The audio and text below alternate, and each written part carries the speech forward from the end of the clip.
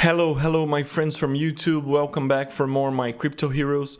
Today we're gonna have a more theoretical video. I want to go over some of the archetypes that you can employ as strategies in this game. So let's move on to the gym here in the battle section, because in this game mode, you are allowed to try out heroes and extensions that you do not own. So we're gonna use the uncommon class as example. As you can see here, I already set up 4 different teams because these are good examples of the archetypes we're going to be working with in this game.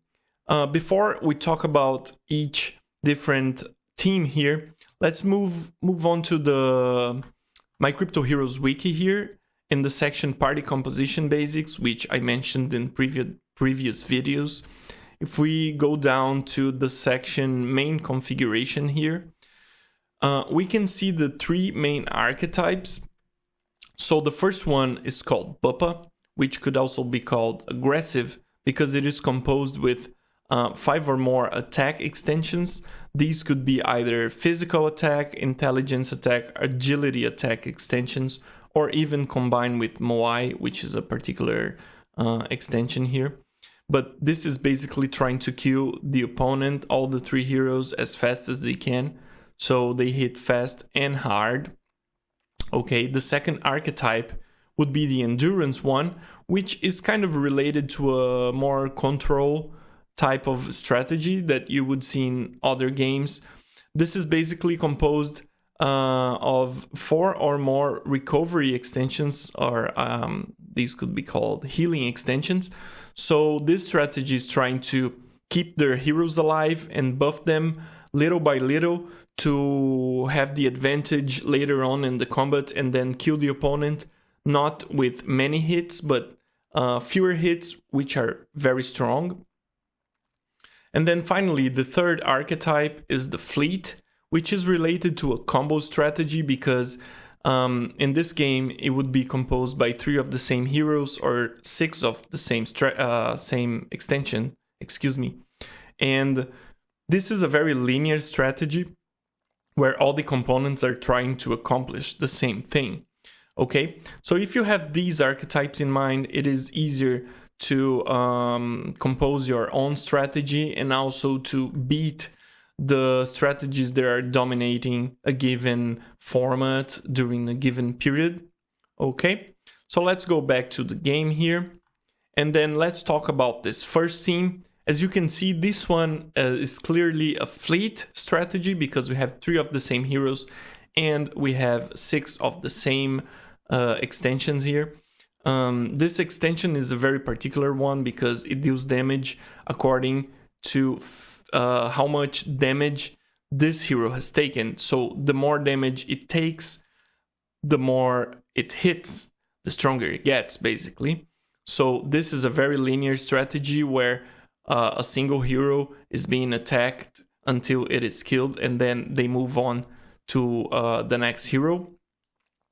Let's take a look at the team number 2 here. This team is a very well-established strategy in the uncommon class. It is an aggressive strategy. As you can see here, these extensions are all dealing damage according to either intelligence or physical status. And then we have the watch in the back hero here to finish off the opponent. This is a very strong strategy, and it is indeed a strategy to beat in the uncommon class. So keep an eye out for this one. Let's take a look at the team number 3 here. This is an endurance strategy. As you can see here, there's only a single attacking extension and all the other ones are healing and buffing.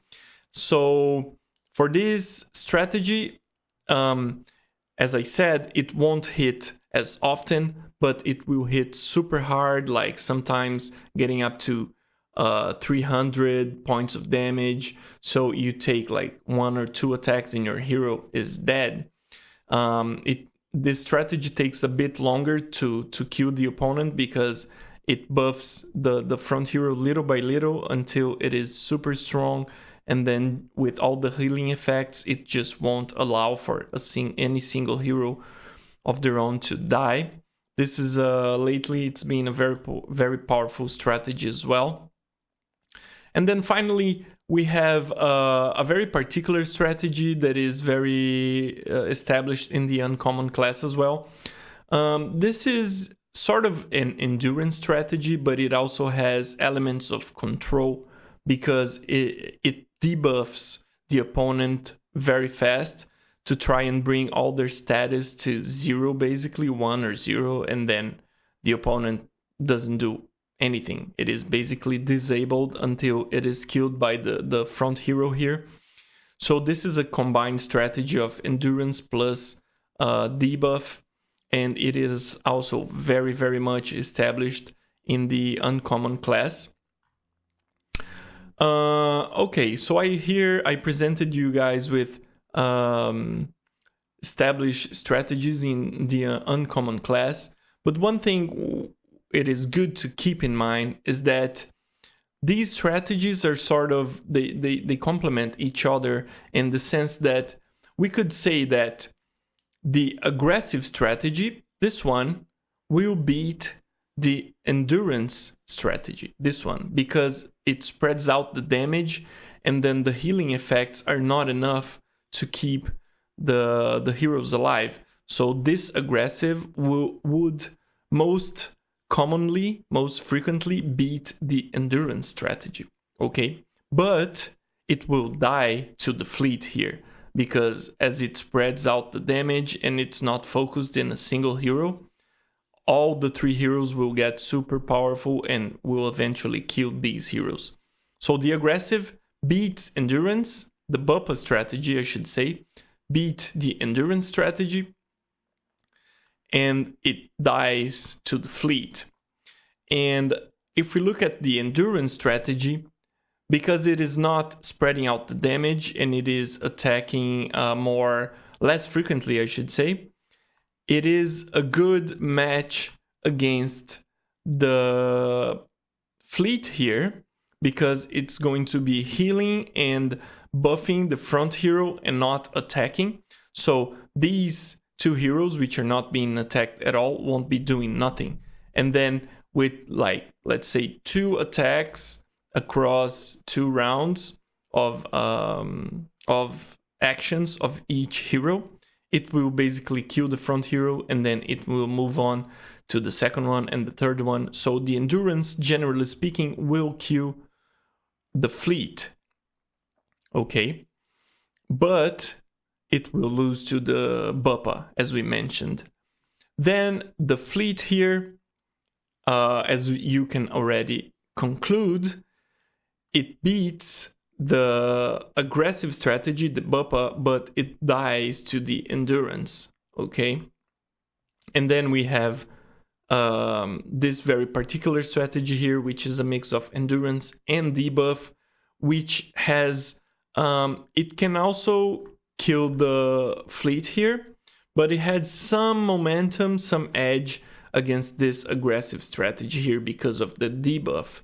So this might be like a 50-50, you know? This endurance strategy versus this aggressive here, it might be like 50-50. If you face each other like 100 times, it might be 50-50. So these are the main archetypes. I hope this information is helpful. I like to think of strategies like this very much because it helps me think how I can beat the strategy that is dominating the format. If we move on to the Dual Cup here, we can look at the previous Dual Cup, which we can see the results here, and we can see it was pretty much dominated by the endurance strategy. The Kintaro won, okay? The top 2 players are Kintaro players, and they really dominated this Dual Cup. If we come here real quick to their record, let's see. Let's take a look at this battle right here. And, okay, I mean, this is a fleet, okay? Sort of a fleet. Let's see who won. Yeah, the fleet won. The fleet won because that's not the Moai fleet, so that's a different one. Of course, the percentage of victories will never be 100%. Okay, so you can end up beating a endurance with a fleet, but that's not common. Let's see this one here. Okay, so this is an aggressive strategy which should beat the Kintaro. Yeah, and so it did. And then let's see this one, which they won, to see what they're playing against. Yeah, this is kind of an aggressive, but because these heroes are much stronger, yeah, that's good enough.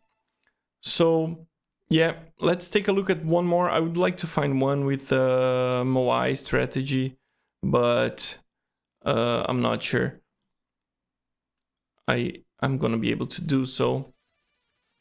Wow, this is a very strong strategy. It should lose. The endurance team should lose. Yeah, and so it did. One more here finally. Let's try and find a Moai fleet. No. Well, as you can see, yeah, these are the two dominating strategies at the moment. Yeah, they died to the aggressive. One more maybe? Let's see, one that they beat. Let's try this one. Oh yeah. This is a Moai fleet, as I mentioned. And then, yeah, the endurance team beats them fairly easily. So I guess we went through all the examples. I'm gonna wrap up this video right now. I hope this information is helpful. And yeah, have fun trying out. Use the gym to try and assemble a different team and experiment prior to purchasing any asset. Okay, this is my advice to you. And have fun. I'll see you in the next video. Bye bye.